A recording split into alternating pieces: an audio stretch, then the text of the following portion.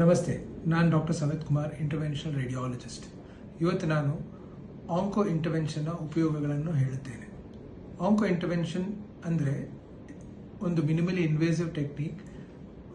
ನಾವು ಕ್ಯಾನ್ಸರ್ನ ಡಯಾಗ್ನೋಸಿಸ್ ಅಥವಾ ಟ್ರೀಟ್ಮೆಂಟ್ ಮಾಡೋದಕ್ಕೆ ಉಪಯೋಗಿಸ್ತೇವೆ. ಡಯಾಗ್ನೋಸಿಸ್ ಹೇಗೆ ಅಂತ ಹೇಳಿದರೆ, ಶರೀರದಲ್ಲಿ ಯಾವುದೇ ಭಾಗದಲ್ಲಿ ಕ್ಯಾನ್ಸರ್ ಇದ್ದಾಗ ಅದರ ಬಯಾಪ್ಸಿ ತೆಗೆದು, ಇಮೇಜ್ ಗೈಡೆಡ್ ಬಯಾಪ್ಸಿ ತೆಗೆದು ಆ ಸ್ಯಾಂಪಲನ್ನು ಲ್ಯಾಬ್ಗೆ ಕಳಿಸಿ ಅದು ಯಾವ ಜಾತಿಯ ಕ್ಯಾನ್ಸರ್, ಯಾವ ಜೆನೆಟಿಕ್ ಮಾರ್ಕರ್ ಇರೋ ಕ್ಯಾನ್ಸರ್ ಎಂದು ನಮಗೆ ಪತ್ತೆ ಹಿಡಲಿಕ್ಕೆ ಆಗುತ್ತೆ.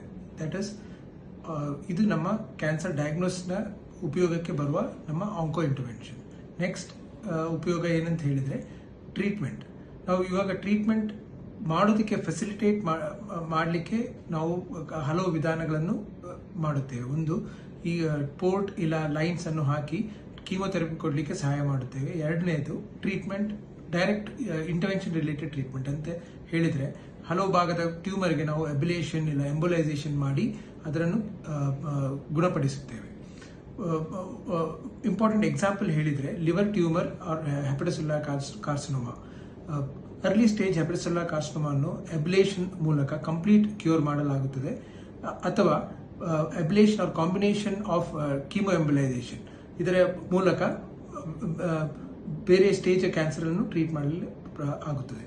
ಸೊ ಇದು ನಮ್ಮ ಆಂಕೋ ಇಂಟರ್ವೆನ್ಷನ್ನ ಉಪಯೋಗಗಳು. Thank you.